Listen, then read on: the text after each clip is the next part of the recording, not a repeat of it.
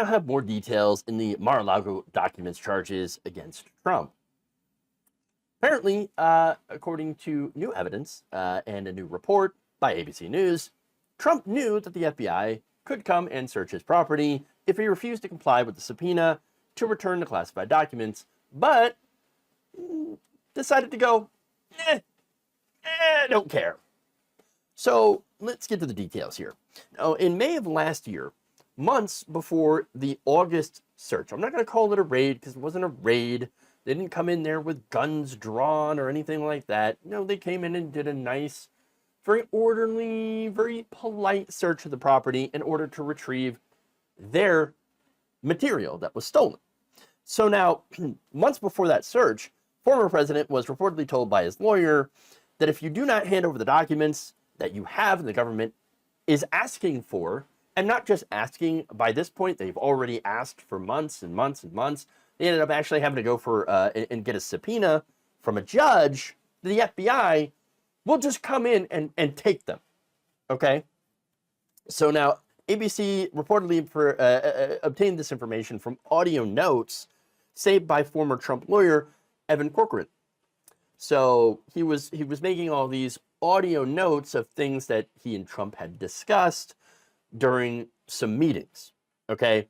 So now, he was one of Trump's lawyers that was telling him, if you have classified material, you've got to give it back.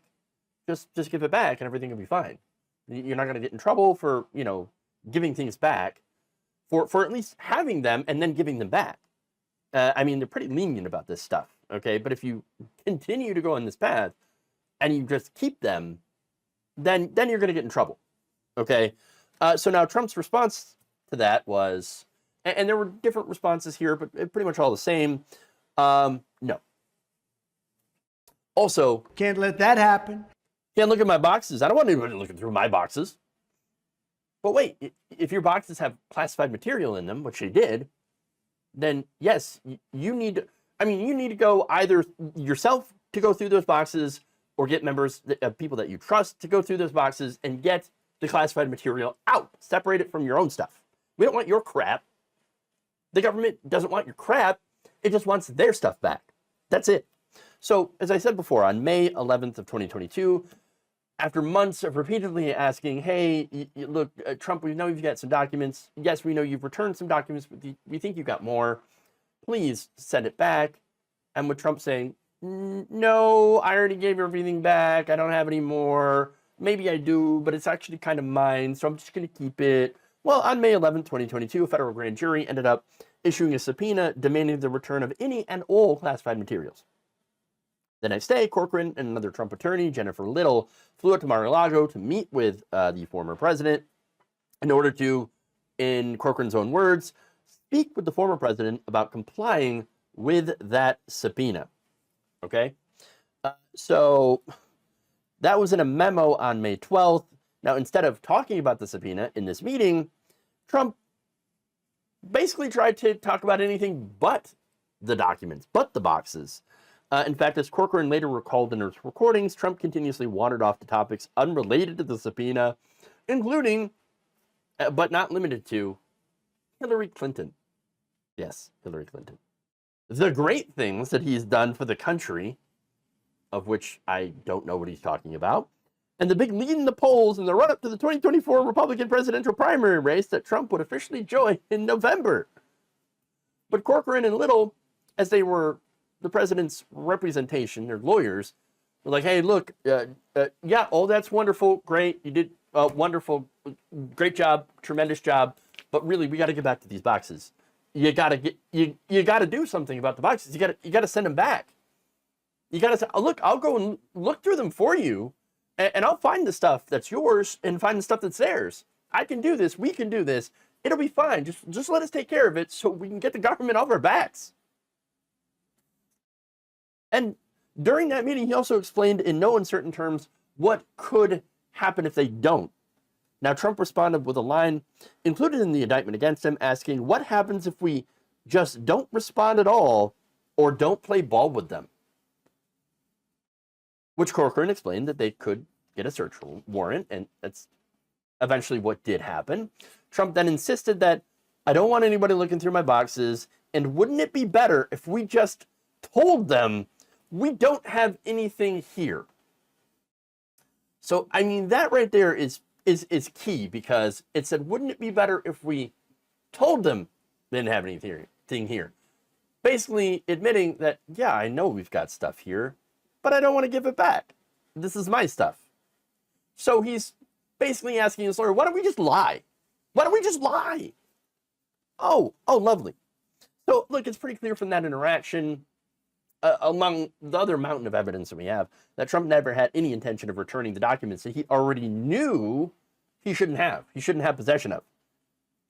And he also knew, because he was warned multiple times by Corcoran and other lawyers, that the FBI would very likely come and get him.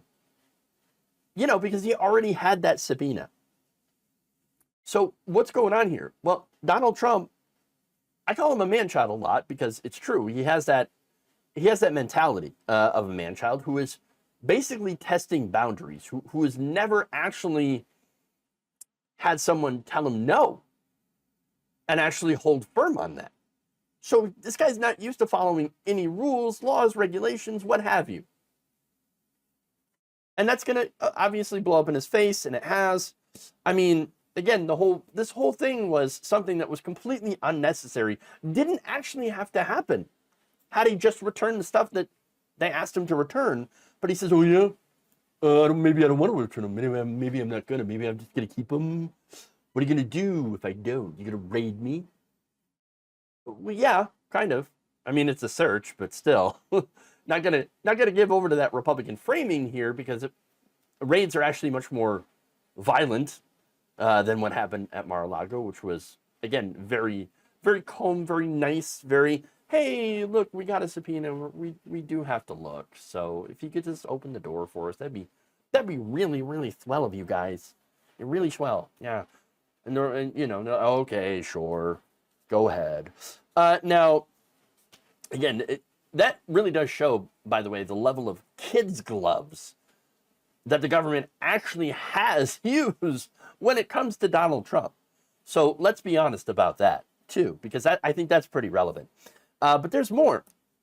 Now, Corcoran was also told by another lawyer that Trump would go ballistic over complying with the subpoena, and that he was already planning on denying that there were classified materials at his property, even though, he knew otherwise. Again, he knew that they were classified, which is why at a different meeting, Trump also insisted to Corcoran that he had made clear to those around him that anything that comes into the residence should be declassified. Should be, but wasn't. So, because moving them to Mar-a-Lago doesn't automatically declassify them. There is a process that you have to go through to declassify certain things. And by the way, there are certain other things that are classified that you can't just unilaterally declassify without, again, dealing with the relevant agencies. And we're talking about, Defense Department secrets, okay? Which, again, he was found in possession of.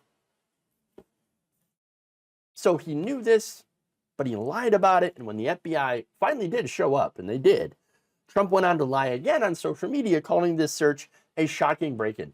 Like he didn't know that it was coming. Like he wasn't warned in advance multiple times by different lawyers that this is coming. If you don't send the stuff back, they're going to come collect it. This is what's going to happen. They're going to get a warrant. And yet somehow, dumbfounded, can't figure it out. FBI, why are they here? Shocking break. No. It's all a lie. Just lies, and more lies. Okay? For no actual reason. None of this had to happen. This didn't have to go this way. Donald Trump, once again, self-inflicting wounds upon himself, okay, in order to play the victim. And I think that's the general goal here, right? Look, the guy wanted to keep the secret documents because, among other reasons, I think, because he could. Perhaps even to maybe sell them or show them off or whatever, right? Thought they were his, and most importantly, believed that he was above the law, which thankfully, at this point in time, might not be true.